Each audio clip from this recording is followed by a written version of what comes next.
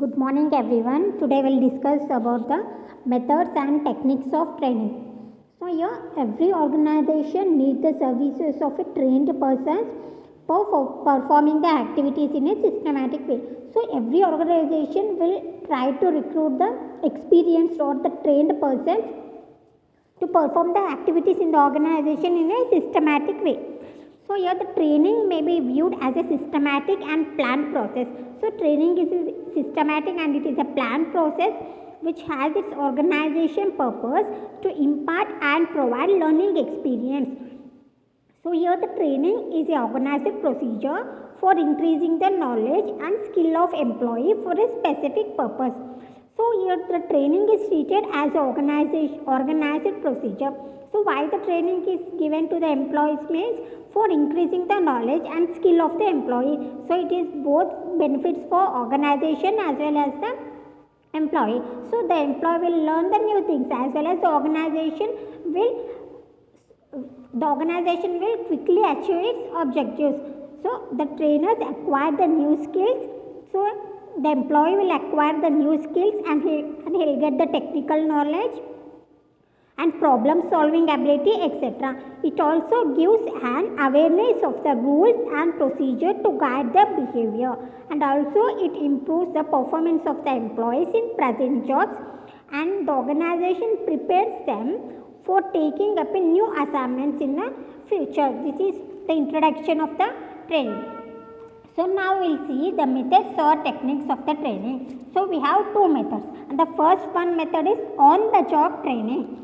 In simple words, on the job training means the organization will recruit the person. The organization is already recruited the person, and within the organization, the employee will get a training. That is nothing but the on the job training. So here this is a traditional method of learning which is designed to maximize learning. So this is a traditional method which is followed by years. So which is designed to maximize the learning, which allowing the employee to perform his job under the supervision and guidance of a trained worker or the instructor. So the employee is entering into organization, so he has to work under the supervisor or the trained persons or the instructor, and practical application and making principles and the concept of learning meaningful and the realistic. So with the help of the supervisor, with the help of the guidance of the trained person, he has to work. So he can earn more knowledge and he can making some principles and concepts of learning. So he will learn some concept in the organization which is in realistic.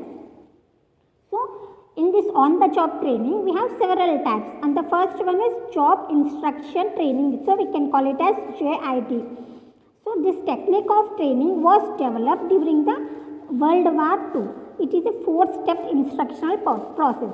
So JIT has mainly the 4 instructional process, and the first process is the trainee should receive an overview of the job.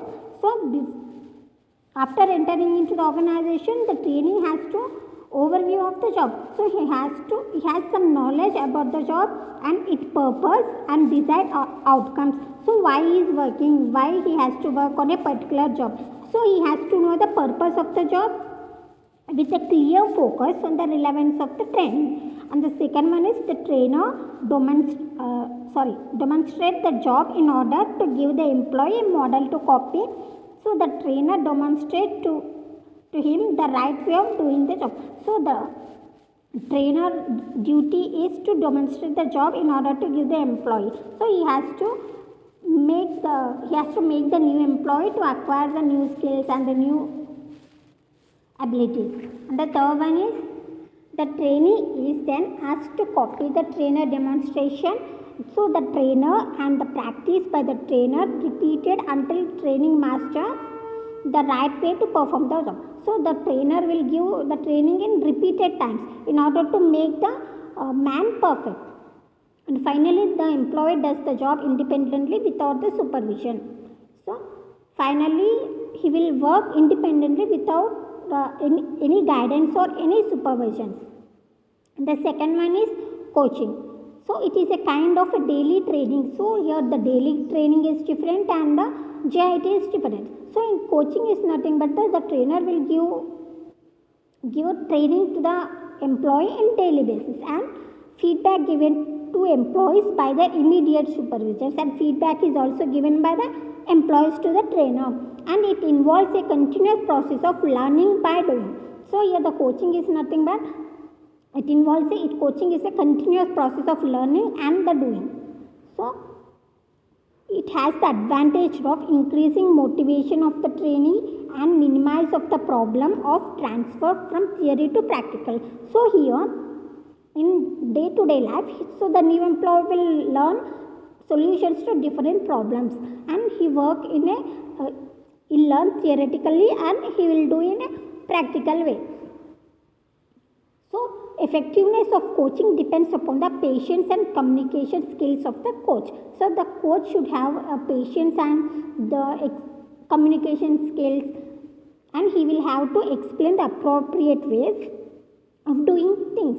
So he has to explain the different ways of doing a particular job and make clear why some actions are taken and why some responsibility has to follow, and state the observation accurately and other possible alternatives. These are all the responsibilities or the way of teaching by the coach. And the next one is mentoring. It is a somewhat different form of training method. So here the senior person in the organization assume the responsibility for training as well as grooming of a junior person. So here he can act as a teacher, guide, counselor, philosopher, examiner, and the supporter and the facilitator of the junior person. So for a junior person, he will act as a teacher or the guide to do a particular work. So the basic objective of mentoring is to help an employee to gain psychological maturity and effectiveness and get integrated with the organization. So a good mentor has to listen to the mentee. Mentee means the employee of the organization and understand him, and challenging his intellect and stimulate the learning process and the coach. These are all the some of the qualities of a mentor.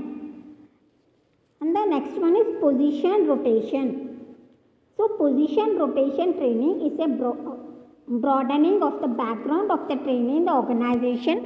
Here the trainee is rotated periodically. So the position of the trainee goes on changing because he has to acquire a general background. He has to understand the organization perspectives of different functional areas. So rotation allows the trainees to build rapport with a large number of individuals. So where the position is increasing, the responsibility is increased. So he has to communicate with a large number of individuals, and the organization facilitate future cooperation among the departments. That is the position rotation. Next one, apprenticeship. So training may be traced back to medieval times, when those who wanted to learn trade skills used to bind themselves to master crafts. So in today's organization, training is a structured process. So nowadays training is a structured process. It is a systematic process by which people become skilled persons or the workers through a combination of classroom instructions. And the next one is committee assignments. In this method, the trainee are asked to perform a special assignments. Here the guide or the supervision. So he will give a number of tasks or number of assignments to the new employee to solve the actual organization problem. Sometimes a task force is created which consists of number of trainees representing different functions in the organization. So in this method, trainers acquire knowledge. So by giving a more assignment, he acquires more knowledge about the assigned activities and learn how to work with others. And the next one is and off-the-job training. So it also contains different methods and the versatile training, apprenticeship, and the classroom training. Just go through the offline or the off-the-job training. Tomorrow we'll discuss a different topic. Thank you.